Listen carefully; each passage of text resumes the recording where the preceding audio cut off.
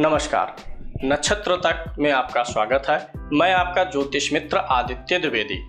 जन्म कुंडली से संबंधित परामर्श के लिए, कुंडली मिलान के लिए, किसी भी प्रकार के मुहूर्त आदि की जानकारी के लिए या जीवन में चल रही समस्याओं के समाधान के लिए, खराब ग्रह दशाओं के उपाय के लिए, रत्न और रुद्राक्ष आदि की जानकारी के लिए आप हमसे संपर्क कर सकते हैं।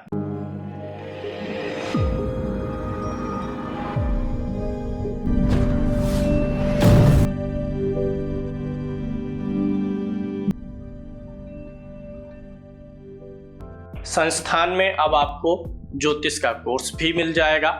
इसके लिए आप हमारा ऐप नक्षत्र तक गूगल प्ले स्टोर से डाउनलोड कर लीजिए। इस कोर्स में आप ज्योतिष के ए से शुरू करके जेड तक जा सकते हैं, यानी बेसिक से एडवांस तक के सारे आपको लेसन स्टेप बाय स्टेप मिलते हैं, जो कि एक क्रमबद्ध तरीके से होते हैं, जहां ज्योतिष के पीडीएफ नोट्स भी आपको मिलते हैं और लाइव क्लासेस की रिकॉर्डिंग भी मिलती है। डाउट्स वगैरह के लिए भी वीडियोस आपको मिलते हैं। जूम क्लास से लाइव जोड़ करके मैं आप लोगों के शंकाओं का समाधान भी करता हूं।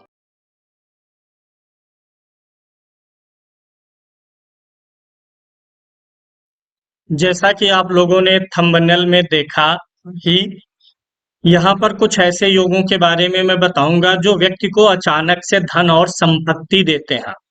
आज का जो कार्यक्रम है उसमें मैं आपको ज्योतिष के साथ साथ हस्तरेखा में भी एक ट्रिक बताऊंगा।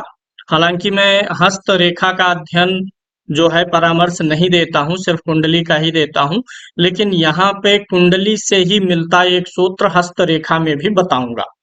आज की वीडियो में जिन चीजों को हमें लेना है वे चीजें हमारी, एक तो है पुष्कर नवमांस पे होगा चर्चा, दूसरा जो है इंदु लगन, और तीसरी हमको जरूरत पड़ती है श्री लगन की। तो आपकी कुंडली में इंदु लगन, श्री लगन और कौन सा ग्रह पुष्कर भाग में है, इसके लिए मैंने पिछले कार्यक्रम में एक वीडियो बनाया था, एक ऐप मैंने बताया था, उस ऐप से आप बिना किसी गुणा गणित के निकाल सकते हैं। तो जिन लोगों को पुष्कर नवमांस के बारे में, इंदु लगन और श्री लगन के बारे में जानकारी नहीं है कि उनकी कुंडली में ये सारी चीजें कहाँ पर हैं, तो वो लोग उस वीडियो को देख लेंगे। लिंक मैं डिस्क्रिप्शन बॉक्स में दे दूंगा, वहां से वो वीडियो देख के ऐप इंस्टॉल करके निकाल सकते हैं। अब आ जाते हैं अपने विषय पर और हम आपको बताते हैं कि जन्म कुंडली में धन का जो भाव होता है ये द्वितीय भाव होता है, और किसी भी भाव से जो सातवां भाव होता है वह उसके अर्धांगिनी के रूप में काम करता है। तो अगर ये द्वितीय भाव धन का है तो अष्टम भाव जो है उसकी अर्धांगिनी होगी। यानी आज के सूत्र में हम द्वितीय भाव और अष्टम भाव से जुड़ी हुई कुछ चीजें लेने वाले हैं। सबसे पहले तो आपको अपनी कुंडली में क्या देख लेना है कि अगर आपकी कुंडली में द्वितीय भाव में, पहले द्वितीय भाव की हम चर्चा करते हैं फिर अष्टम भाव की करेंगे। अगर आपकी कुंडली के द्वितीय भाव में कोई ग्रह बैठा हो और वह ग्रह, द्वितीय भाव में बैठा हुआ ग्रह पुष्कर नवमांस में हो, पुष्कर भाग में हो, तो ऐसे में वह ग्रह आपके लिए योग बना देता है अचानक धन संपत्ति के प्राप्ति का। वहीं अगर द्वितीय भाव में कोई ग्रह बैठा हो जो पुष्कर भाग में है, उसके साथ साथ अगर द्वितीय भाव का स्वामी, द्वितीय भाव में बैठा हुआ ग्रह भी आपको अचानक से धन संपत्ति दिला देगा, अथवा द्वितीय भाव का जो भी स्वामी हो, यहाँ पे कोई ना कोई नंबर लिखा होता है 1 से 12 के बीच में, जिसे हम राशियां समझते हैं, उस राशि का स्वामी कुंडली में कहीं भी बैठा हुआ हो सकता है। तो जो द्वितीय भाव का स्वामी होगा, अगर वह ग्रह पुष्कर भाग में है, पुष्कर नवमांस में है, तो भी अचानक से धन की प्राप्ति का योग बनता है। इसी बीच मैं आपको यह भी बता देता हूं कि अगर द्वितीय भाव में बैठा हुआ ग्रह और द्वितीय भाव का स्वामी दोनों ही पुष्कर भाग में हो तो सोने पे सुहागा वाली स्थिति बन जाती है।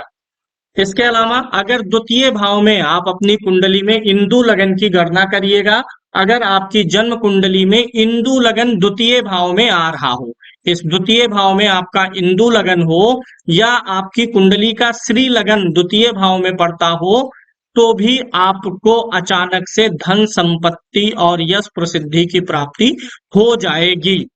इंदु लगन और श्री लगन आप वीडियो के डिस्क्रिप्शन में लिंक है, उसमें देख लीजिएगा, वहां से लिंक पे जा करके इंदु लगन जहां भी पड़े, श्री लगन जहां भी पड़े, वहां शुभ ग्रह बैठा हो, शुभ ग्रह की दृष्टि हो, भाव और भावेश अच्छे हो, तो इंदु लगन और श्री लगन बलवान हो जाता है। तो यहाँ पे अगर द्वितीय भाव में आपके पुष्कर नवमांश में ग्रह है, द्वितीय भाव में आपके इंदु लगन है, द्वितीय भाव में आपके श्री लगन पड़ रहा है और ये स्वस्थ हो, निर्दोष हो, अच्छी हो, तो आपको अचानक से धन संपत्ति की प्राप्ति होगी। अब यही सेम चीजें अष्टम भाव के लिए भी लागू हो जाएंगी। अगर आपकी कुंडली में अष्टम भाव जो है या हमारे जीवन में अचानक से होने वाली चीजों को रिप्रेजेंट करता है, गूढ़ चीजों को व्यक्त करता है, और ये अष्टम भाव द्वितीय भाव से सप्तम भी है। तो अगर अष्टम भाव में कोई ग्रह पुष्कर नवमांश में स्थित होगा तो वो आपको अचानक से धन संपत्ति सुख प्रदान करेगा। अष्टम भाव का स्वामी जो हो वह पुष्कर नवमांश में हो, अष्टम भाव में इंदु लगन हो, अष्टम भाव में श्री लगन पड़ा हो, इनमें से कोई एक चीज मैच करे या अधिक चीजें मैच करें तो आपके लिए अचानक से धन संपत्ति का योग बन जाता है। अब यहाँ पर एक चीज और स्पष्ट करते हैं, कुंडली में जो अचानक से चीजें देने वाले ग्रह होते हैं, जो इनके कारक हैं, वो तो एक केतु है और एक राहु है। तो अगर राहु या केतु में से कोई द्वितीय भाव या अष्टम भाव में होगा और वह पुष्कर नवमांश में हो, इंदु लगन द्वितीय या अष्टम भाव में पड़ा हो, श्री लगन पड़ा हो, और तब राहु केतु द्वितीय भाव में हो या अष्टम भाव में होंगे, तो यह योग और भी प्रबल हो जाएगा। कुछ लोगों के जीवन में आप देखते हैं 4 से 6 महीने पहले उनकी जिंदगी आम थी, लेकिन 4 से 6 महीने में या साल भर में खास हो जाते हैं। तो ऐसे में ये सारे योग लागू होते हुए प्रतीत होते हैं। इसके अलावा एक दूसरा योग भी मैं आपको दे देता हूं, फिर उसके बाद हस्तरेखा पे आपको यह ट्रिक, इसका एक अलग से सूत्र बताऊंगा कि अगर आपकी कुंडली में द्वितीय भाव में या अष्टम भाव से अचानक धन प्राप्ति का योग है तो हाथ पे कौन सा निशान होगा। इसके अलावा एक बोनस सूत्र मैं देता हूं, आपकी कुंडली के जो चतुर्थ भाव का स्वामी है, यानी आपकी कुंडली का चतुर्थेश धन भाव के स्वामी या लाभ भाव के स्वामी के साथ में अच्छे संबंध में हो, इनके साथ में, यानी चतुर्थेश धनेश या चतुर्थेश और लाभेश की अच्छी युति बन रही हो, अच्छा दृष्टि संबंध हो, स्थान परिवर्तन हो, अच्छे भाव में हो, 6, 8, 12 में नहीं होना चाहिए, या फिर खराब राशियों में ना हो, अच्छी राशियों में हो, तो भी आपको अचानक से धन संपत्ति के प्राप्ति का योग बनता है। अब चलते हैं हस्तरेखा पर और वहां से आपको कुछ सूत्र देते हैं। ये आपकी हथेली है, आप दाई हथेली और बाई हथेली कोई भी देख सकते हैं। अगर आपकी दोनों में से किसी भी हथेली में यह योग बनेगा तो अच्छा है। अगर यह योग आपकी दोनों हथेलियों में बने तो आप यह समझिए कि आप जो भी काम काज करते हैं, जो भी बिजनेस करते हैं, उसमें आपको अपने जीवन साथी का नाम जोड़ लेना चाहिए। इससे आपका व्यवसाय 2 गुना ज्यादा तेजी से बढ़ेगा। हस्तरेखा में ये हमारी होती है लाइफ लाइन, जीवन रेखा होती है, और ये होती है हमारी मस्तिष्क रेखा, और ये होती है हमारी हृदय रेखा। यहीं पर नीचे की तरफ से जीवन रेखा से को काटती हुई या उसी के पास से एक रेखा जाती है और मध्यमा उंगली तक जाती है, उसे हम भाग्य रेखा बोलते हैं। भाग्य रेखा का ही यहाँ पर खेल है। भाग्य रेखा के साथ साथ हमें राहु पर्वत को भी जानना होगा। हथेली में जो हमारा पाम है उसका जो बीच वाला हिस्सा है, जो हथेली को मोड़ने पर गहरा हो जाता है, वह क्षेत्र होता है राहु का। राहु का क्षेत्र होता है। अगर आपकी भाग्य रेखा आकर के राहु के क्षेत्र पर रुक जाए और फिर वहीं से एक अलग भाग्य रेखा शुरू हो करके आगे बढ़े, तो आपको यह समझना चाहिए कि आपकी जन्म कुंडली में राहु कहीं ना कहीं इंदु लगन, श्री लगन, पुष्कर नवमांश, इन सारे चीजों से कुछ अच्छा संयोग बनाता हुआ बैठा हुआ है। ऐसे में राहु के कारण से जीवन में अचानक से तरक्की आएगी। भाग्य रेखा जाए, आकर के राहु के क्षेत्र पर रुक जाए, फिर एक नई भाग्य रेखा शुरू होकर के राहु के क्षेत्र से आगे बढ़े। अगर ऐसी कई प्रकार की रेखाएं यहाँ पर बन रही हैं तो उतना ही ज्यादा अच्छा है।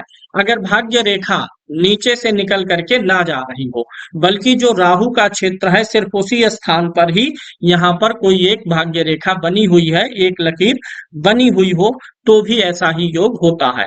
अगर यहाँ राहु के क्षेत्र में एक से अधिक खड़ी रेखाएं हो तो इसे और भी प्रबल योग समझना चाहिए। ऐसे में यह संकेत मिलता है कि आपकी कुंडली में राहु का संबंध कहीं ना कहीं से अचानक से धन प्राप्ति की तरफ इशारा करता हुआ बन रहा है। अगर आपके दाहिने हाथ में है या बाएं हाथ में ये योग है तो आप दोनों हाथों को देख लीजिए। दोनों में बन रहा है तो यह योग बहुत ही अच्छा है, एक में बन रहा है तो भी अच्छा है। अगर दोनों हाथों में यह योग बना हुआ है तो आपको अपने व्यवसाय में, कार्य में अपने जीवन साथी का नाम अवश्य जोड़ देना चाहिए। इसके अलावा अन्य बहुत सारे योग होते हैं जो व्यक्ति को धनी और अमीर बनाने का काम करते हैं। जैसे बृहस्पति पर्वत ये होता है, बृहस्पति पर्वत पर रेखाएं होना भी व्यक्ति को अमीर और धनी बनाने का प्रयास करती हैं। इसके अलावा सूर्य पर्वत पर अगर खड़ी रेखा है तो वो भी व्यक्ति को अमीर और धनी बनाने का प्रयास करती हैं। शुक्र पर्वत पर अगर खड़ी रेखाएं हों तो भी यह व्यक्ति को जीवन में सभी प्रकार के भोग विलास और सुख साधन प्रदान करने का प्रयास करते हैं। तो आज मैंने आपको जन्म कुंडली में अचानक धन प्राप्ति के साथ साथ हस्त रेखा के भी कुछ संकेतों को बताया है। अगर ये चीजें अच्छी होती हैं, जैसे बृहस्पति पर्वत पर रेखाएं हो तो यानी आपकी कुंडली में बृहस्पति ग्रह का संबंध कहीं ना कहीं धन से बन रहा है। और अगर सूर्य पर्वत पर रेखा है तो यानी आपके कर्म भाव और धन भाव से सूर्य का संबंध बन रहा है। और अगर राहु के क्षेत्र में खड़ी रेखाएं हैं तो इसका मतलब यह है कि आपकी कुंडली में राहु कहीं ना कहीं किसी ऐसे भाग में स्थित है जहां से वो अचानक धन प्राप्त करवा सकता है। शुक्र पर्वत पर खड़ी रेखाएं होने का मतलब कुंडली का शुक्र आपका अच्छी स्थिति में बैठा हुआ है।